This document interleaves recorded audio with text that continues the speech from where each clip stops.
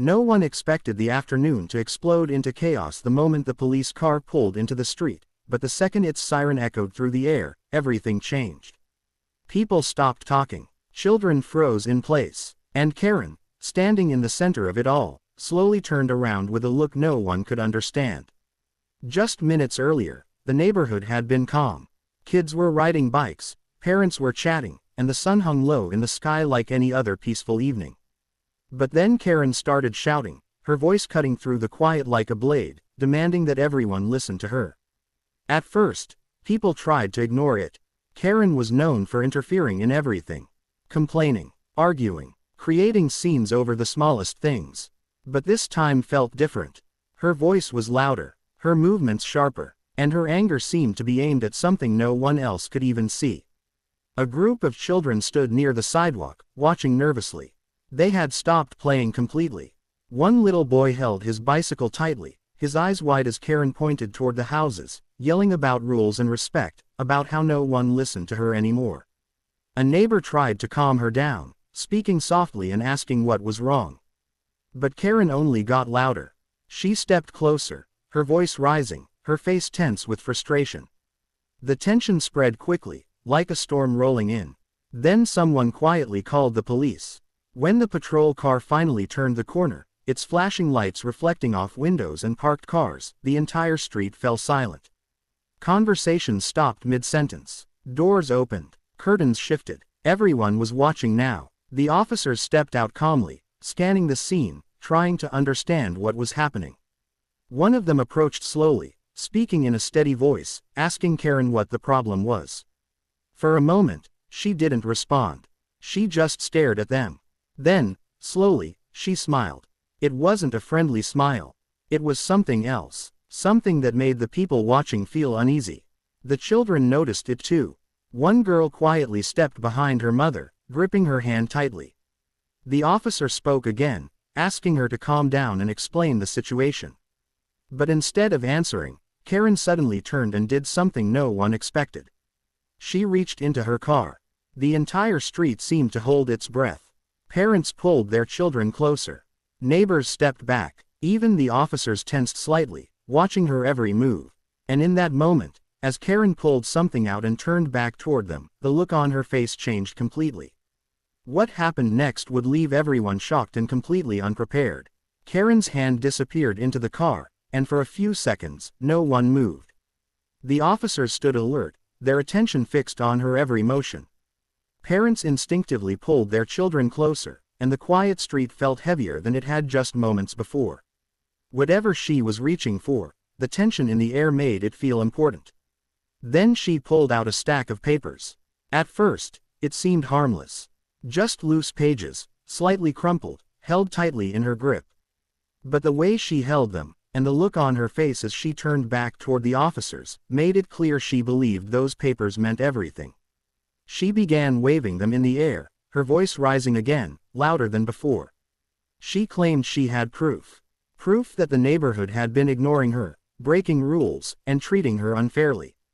Her words came fast, one after another, as if she had been waiting for this moment. The officers stayed calm, asking her to slow down. One of them gently stepped forward, trying to take the papers so he could read them. But Karen pulled them back quickly, shaking her head, refusing to hand them over. The children watched from a distance, confused and curious. They couldn't hear every word, but they could feel the intensity. One boy whispered to his friend, asking why the police were there. No one had an answer that made sense to them. A neighbor stepped forward, trying to explain what had happened before the officers arrived. He spoke carefully, choosing his words, describing how Karen had been shouting, how everyone had felt uncomfortable. Others nodded in agreement, quietly supporting his explanation. But Karen wasn't listening. She started pointing at different houses, raising her voice again, accusing people of things that sounded strange and disconnected. The papers in her hand shook as she moved them around, as if they were proof of something only she believed in. One of the officers finally spoke more firmly, asking her to calm down and cooperate. His tone was still respectful, but there was a seriousness to it now. The situation had gone on long enough. For a brief moment, Karen went silent. She looked down at the papers in her hands, then back at the officers. Her breathing slowed, and it seemed like she might finally listen.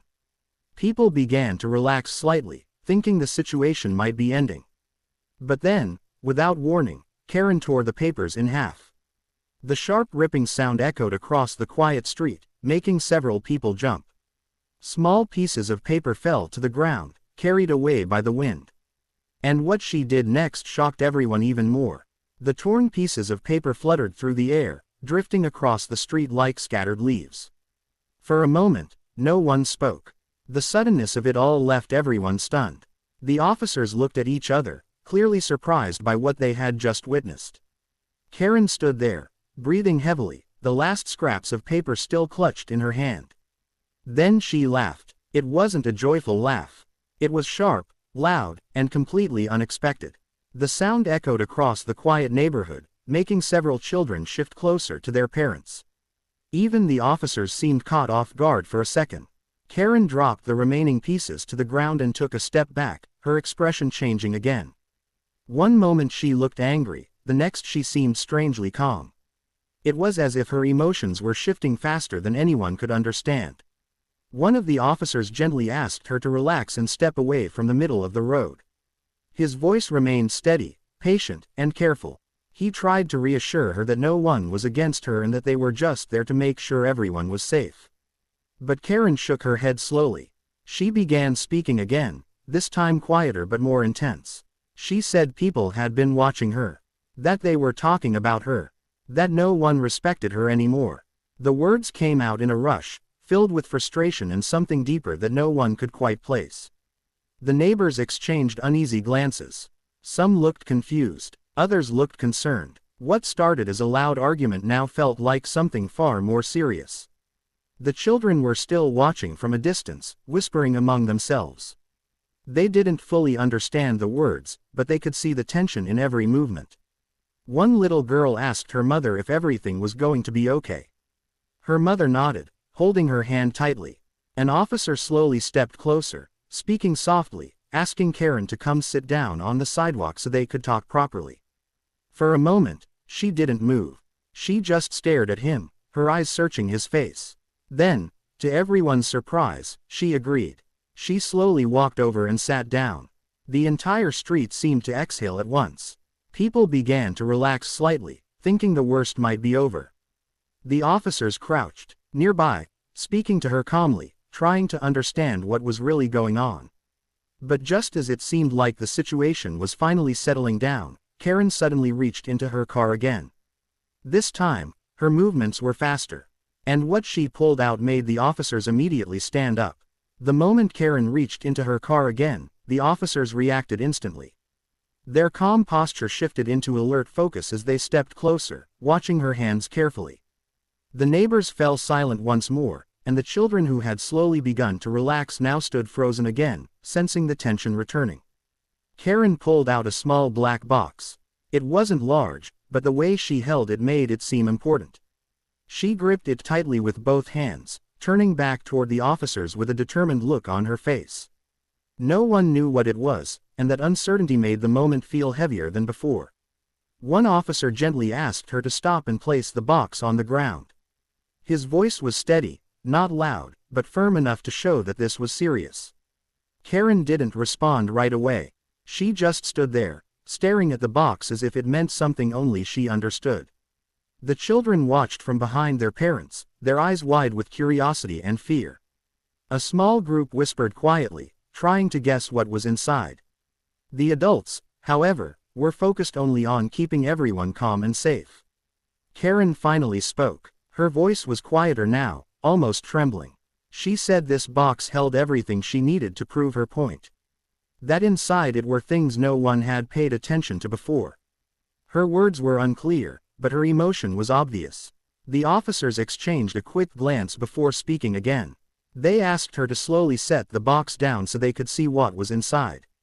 For a long moment, she didn't move. The silence stretched across the street, broken only by the distant sound of a dog barking somewhere far away.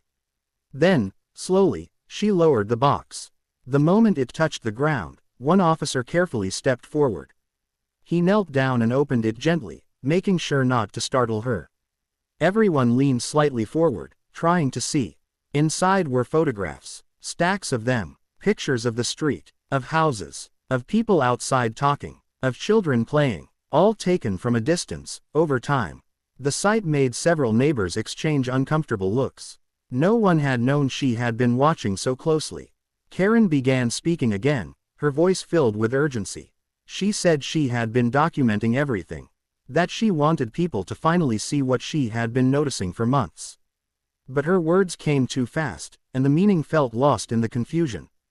The officers listened carefully, trying to understand without judging. But the mood had changed again.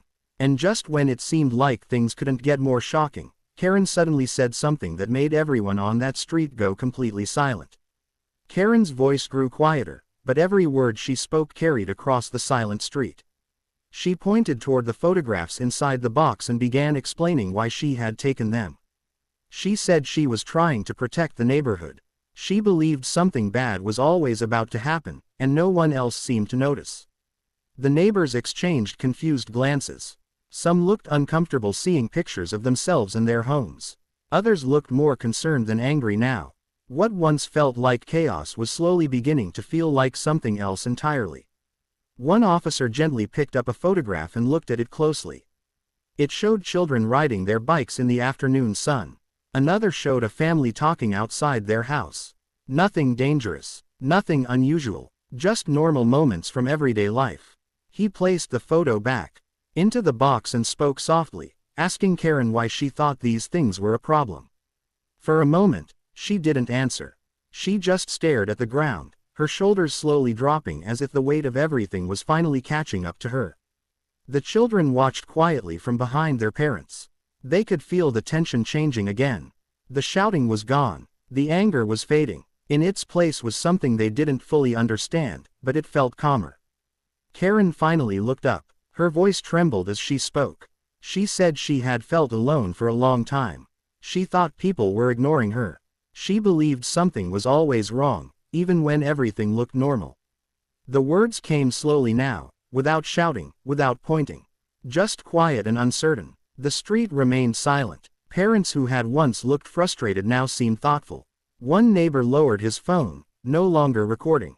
A woman standing nearby crossed her arms, not in anger, but as if trying to understand what she was hearing. One of the officers nodded gently, speaking to Karen in a calm and steady voice. He told her that sometimes fear can make things feel bigger than they really are. That it was okay to feel worried, but it was important to talk to someone instead of carrying it alone. Karen blinked quickly, as if holding back tears. For the first time since the police had arrived, she didn't argue. She didn't raise her voice. She just stood there quietly. The children noticed the change too. One little girl whispered to her mother, asking if everything was okay now. Her mother gave a small nod, holding her close. It seemed like the storm had finally passed. But just as everyone began to feel relief, one final moment was about to leave the entire street completely stunned. Just when the tension seemed to melt away and the street began to breathe again, Karen suddenly stepped forward and did something no one expected. She bent down, picked up the box of photographs, and slowly walked toward the group of children standing near the sidewalk. The officers reacted immediately, stepping closer, ready to guide her back if needed. But her movements weren't fast or angry this time. They were slow, careful, almost unsure. Parents instinctively pulled their children closer, not knowing what she was about to do. The kids stood still, their eyes fixed on her, remembering the shouting from earlier, the fear, the confusion. The street grew quiet again, every sound fading as she approached. Karen stopped a few feet away. For a moment, she didn't speak. She simply held the box in her hands, looking at the children as if she was trying to find the right words. The officers stayed close but didn't interrupt, sensing that something important was about to happen. Then, in a soft voice that barely carried across the street, she said, "I didn't mean to scare you." The words surprised everyone. The children looked at each other, unsure how to react. One little boy held tightly onto his mother's arm, peeking from behind her. Another child stared at the ground, quietly listening. Karen slowly knelt down, placing the box gently on the pavement. She opened it and picked up one of the photographs. It was a simple picture of kids playing outside, laughing, completely unaware they were being watched. She looked at it for a second, then held it out slightly, as if showing them. "I thought I was protecting things," she said quietly. "But I think I made everything worse." The street was completely silent. Parents who had been tense moments earlier now watched carefully, their expressions softening. The officers stood nearby, still alert but calm. No one interrupted. No one moved. A small girl stepped forward just a little, her curiosity stronger than her fear. She looked at the photo in Karen's hand, then back at her face. For a second, their eyes met. And in that moment, something changed. Karen's shoulders dropped, as if the weight she had been carrying finally slipped away. She gently placed the photo back into the box and stood up slowly, stepping back to give the children space again. One officer approached her quietly and spoke in a low voice. She nodded, no longer resisting, no longer arguing. But just before she turned to leave with them, one of the children suddenly said something that made every adult on that street stop and listen. Just as Karen turned to walk back toward the police car, a small voice called out from behind her. "Are you going to be okay?" The question came from one of the younger children, a boy who had been quiet the entire time. He stood near the sidewalk, holding his mother's hand, his eyes full of simple concern. The words stopped Karen in her tracks. She turned slowly. For a moment, no one spoke. Even the officers paused, allowing the moment to breathe. The street, once filled with shouting and confusion, now stood in complete silence again, but this time it felt different. Softer, more human. Karen looked at the boy, clearly surprised. Of all the reactions she might have expected, fear, anger, silence, she hadn't expected kindness. Her lips parted slightly, but no words came out at first. Then she gave a small nod. "I think I will be," she said quietly. The boy didn't say anything else. He just nodded back, as if that answer was enough. His mother gently squeezed his shoulder, her expression soft, touched by what had just happened. The officers guided Karen toward the car, but this time there was no resistance. No raised voice, no sudden movements. She walked calmly, glancing once more at the neighborhood around her. The houses, the sidewalk, the children. One last look. The car door closed gently, and within moments, the vehicle slowly pulled away. The flashing lights were gone now. No sirens, just a quiet departure that felt strangely peaceful after everything that had happened. People stood still for a few seconds, as if unsure what to do next. Then slowly, life began to return. Parents started talking again, their voices low and thoughtful. Neighbors stepped closer to each other, sharing quiet conversations. The tension that had filled the air earlier was gone, replaced by something much deeper. Understanding. The children were the first to move on. A ball rolled across the street, and one boy ran after it. Soon, a few others joined him. Laughter began to rise again, soft at first, then stronger, until it filled the air just like it had before. The same place, the same people, but something had changed. Everyone had seen how quickly things could spiral, how fear and frustration could turn into something overwhelming. But they had also seen something else.